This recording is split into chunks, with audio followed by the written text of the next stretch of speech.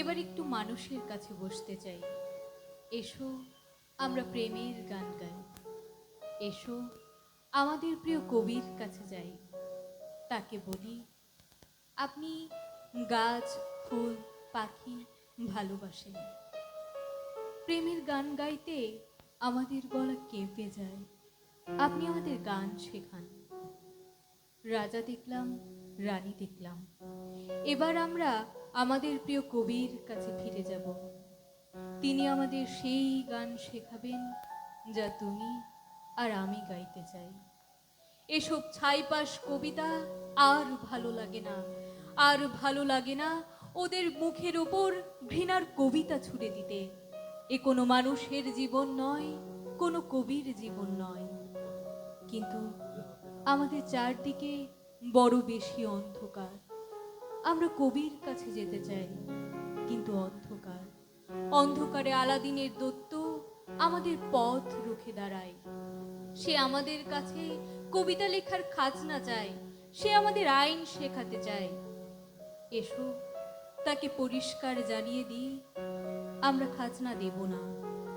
আমরা সেই রাজা মানি না যার কাছে প্রেমের গান কোনো গান নয়। আমরা সেই রানী মানি না যিনি আমাদের ভয় দেখিয়ে খাঁচার পাখি বানাতে চান। তাকে আমরা সহজ স্পষ্ট গদ্য ভাষায় আমাদের বক্তব্য বলব। তার জন্য, রাজা রানীদের জন্য কোনো ঘৃণার কবিতাও আর নয়। তারপর অন্ধকারে যেদিকে দুচোখ যায় আমরা এগিয়ে যাব। কবিকে না পাই আমরা চিৎকার করে তার কবিতা বলবো।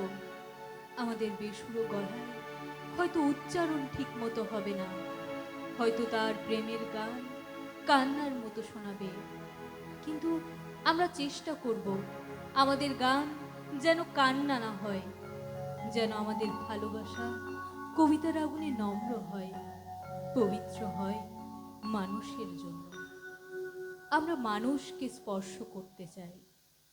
আমাদের প্রেমের গান যদি গান না হয়ে ওঠে, তবু মানুষ আছে, মানুষ থেকে যায়। তারপর নতুন কবিরা আসবেন, শুদ্ধ উচ্চারণে তারা প্রেমের গান গাইবে। আমরা তো শুধু রাস্তা হাঁটছি, অন্ধকারে পথ চলতে চলতে, আছাড় খেতে খেতে, বারবার ভুল গান গাইতে গাইতে তুমি আর আমি কান পেতে থাকবো, তুমি আর আমি কান পেতে থাকবো। কে যায় অন্ধকারে, কে আসে, কে যায় অন্ধকারে, কে আসে।